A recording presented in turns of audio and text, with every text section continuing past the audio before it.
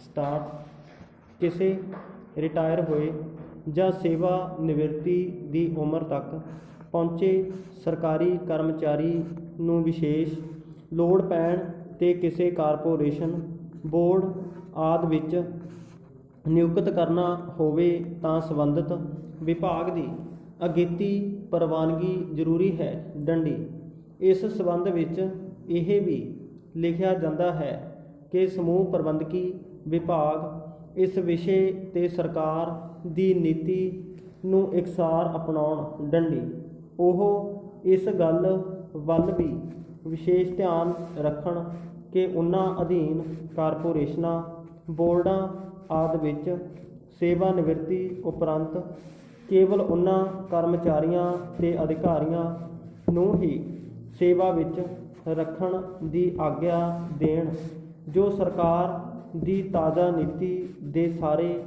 ਪੱਖਾਂ ਨੂੰ ਵਿਚਾਰਨ ਉਪਰੰਤ ਸੁਯੋਗ ਜਾਪਣ। ਡੰਡੀ ਪੰਜਾਬ ਸਰਕਾਰ ਦੀ ਇਸ ਵਿਸ਼ੇ 'ਤੇ ਜਾਰੀ ਨੀਤੀ ਅਨੁਸਾਰ ਕਿਸੇ ਵੀ ਕਰਮਚਾਰੀ ਨੂੰ ਸੇਵਾ ਨਿਵਰਤੀ ਦੀ ਮਿਤੀ ਤੋਂ ਬਾਅਦ ਮੁੜ ਨੌਕਰੀ ਵਿੱਚ ਨਹੀਂ ਲਿਆ ਜਾਵੇਗਾ। ਛੁੱਟ ਉਹਨਾਂ ਹਾਲਤਾਂ ਦੇ ਜਿਹੜੀਆਂ ਲੋਕ ਹਿੱਤ ਵਿੱਚ ਬਹੁਤ ਜ਼ਰੂਰੀ ਹੋਣ ਅਤੇ ਜਦੋਂ ਇਹ ਗੱਲ ਸਪਸ਼ਟ ਹੋ ਜਾਵੇ ਕਿ ਸੇਵਾ ਵਿਚਲੇ ਹੋਰ ਕਰਮਚਾਰੀ ਅਜਿਹੀ ਅਸਾਮੀ ਨੂੰ ਸੰਭਾਲਣ ਦੇ ਕਾਬਲ ਨਹੀਂ ਹਨ। ਡੰਡੀ ਰਿਟਾਇਰ ਹੋਣ ਵਾਲੇ ਕਰਮਚਾਰੀ ਦੀ ਸੂਝ-ਬੂਝ ਭਾਵੇਂ ਕਿਤਨੀ ਵੀ ਜ਼ਿਆਦਾ ਹੋਵੇ ਅਤੇ ਉਸ ਦੀਆਂ ਸੇਵਾਵਾਂ ਕਿਤਨੀਆਂ ਉਪਯੋਗੀ ਹੋਣ ਤਾਂ ਵੀ ਉਹ ਇਤਨੇ ਕਾਫੀ ਕਾਰਨ ਨਹੀਂ ਕਿ ਇਹਨਾਂ ਦੇ ਆਧਾਰ 'ਤੇ ਉਸ ਨੂੰ ਮੁੜ ਨੌਕਰੀ ਦਿੱਤੀ ਜਾਵੇ। ਡੰਡੀ ਇਸ ਲਈ ਸੇਵਾ ਨਿਵਰਤੀ ਉਪਰੰਤ ਮੁੜ ਨੌਕਰੀ 'ਤੇ ਲਗਾਉਣਾ ਉੱਤਮ ਯੋਗਤਾ ਦਾ ਇਨਾਮ ਨਹੀਂ ਸਮਝਿਆ ਜਾਵੇਗਾ। ਡੰਡੀ ਅਜਿਹੀ ਅਸਾਮੀ ਜੇ ਚੋਣ ਦੁਆਰਾ ਭਰੀ ਜਾਣੀ ਹੈ ਤਾਂ ਸੰਬੰਧਿਤ ਚੋਣ ਸੰਸਥਾ ਤੋਂ ਇਹ ਅਪ੍ਰਾਪਤੀ ਸਰਟੀਫਿਕੇਟ ਲੈਣਾ ਜ਼ਰੂਰੀ ਹੋਵੇਗਾ ਕਿ ਨਿਸ਼ਚਿਤ ਵਿਦਿਅਕ ਯੋਗਤਾਵਾਂ ਅਤੇ ਤਜਰਬੇ ਵਾਲਾ ਕੋਈ ਹੋਰ ਵਿਅਕਤੀ ਨਹੀਂ ਲੱਭਿਆ ਜਾ ਸਕਿਆ।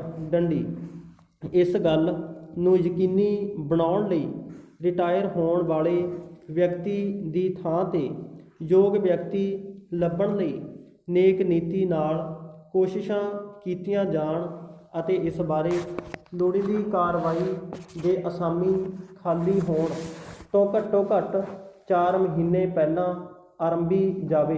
ਡੰਡੀ ਜੇ ਅਜਿਹੀ ਭਰਤੀ ਕਰਨੀ ਚੋਣ ਬੋਰਡ ਦੇ ਅਧਿਕਾਰ ਖੇਤਰ ਤੋਂ ਬਾਹਰ ਦੀ ਗੱਲ ਹੋਵੇ ਤਾਂ ਅਜਿਹੀ ਭਰਤੀ ਕਰਨ ਵਾਲਾ ਸਮਰੱਥ ਅਧਿਕਾਰੀ ਇਵਜੀ ਦੀਆਂ ਸੇਵਾਵਾਂ ਵਾਸਤੇ ਕੀਤੀਆਂ ਗਈਆਂ ਕੋਸ਼ਿਸ਼ਾਂ ਸੰਬੰਧੀ ਅਪ੍ਰਾਪਤੀ ਸਰਟੀਫਿਕੇਟ ਰਿਕਾਰਡ ਕਰੇਗਾ। ਡੰਡੀ ਨੌਕਰੀ ਤੇ ਸੇਵਾ ਨਿਵਰਤੀ ਉਪਰੰਤ ਮੁੜ ਲਏ ਜਾਣ ਵਾਲੇ ਤਜਵੀਜ਼ਤ ਕਰਮਚਾਰੀ ਦੀ ਉਮਰ 60 ਸਾਲ ਤੋਂ ਘੱਟ ਹੋਣੀ ਚਾਹੀਦੀ ਹੈ।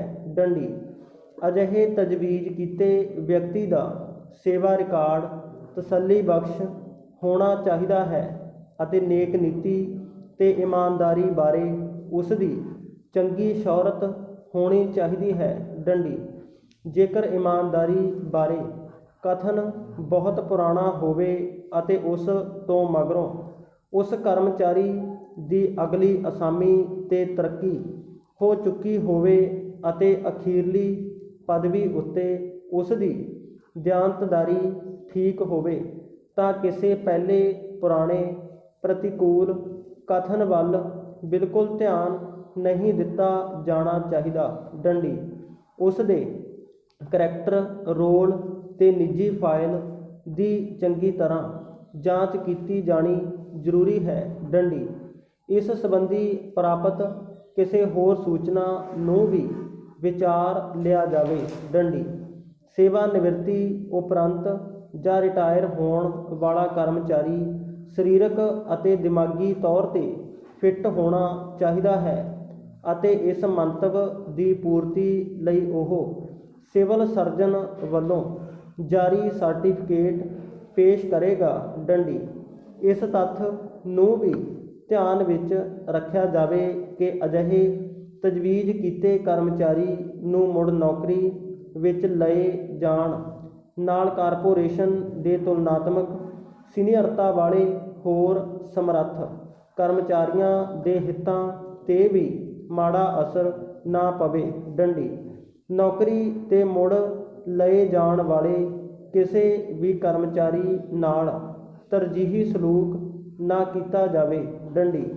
ਜਦੋਂ ਕਿਸੇ ਵਿਭਾਗ ਨੂੰ ਤਜਰਬੇਕਾਰ ਕਰਮਚਾਰੀਆਂ ਦੀ ਘਾਟ ਪ੍ਰਤੀਤ ਹੋ ਰਹੀ ਹੋਵੇ ਅਤੇ ਜਦੋਂ ਮੁੜ ਨੌਕਰੀ 'ਤੇ ਲਾਉਣ ਤੋਂ ਬਿਨਾਂ ਕੋਈ ਹੋਰ ਚਾਰਾ ਨਾ ਹੋਵੇ ਤਾਂ ਉਨ੍ਹਾਂ ਤੋਂ ਛੁੱਟ ਜੋ ਸਰੀਰਕ ਤੇ ਦਿਮਾਗੀ ਤੌਰ 'ਤੇ ਫਿੱਟ ਨਾ ਹੋਣ ਮੁੜ ਨੌਕਰੀ ਲਈ ਸੁਪਰਐਨੂਏਸ਼ਨ 'ਤੇ ਪੁੱਜਣ ਵਾਲੇ ਸਾਰੇ ਕੇਸਾਂ 'ਤੇ ਵਿਚਾਰ ਕੀਤਾ ਜਾਵੇਗਾ।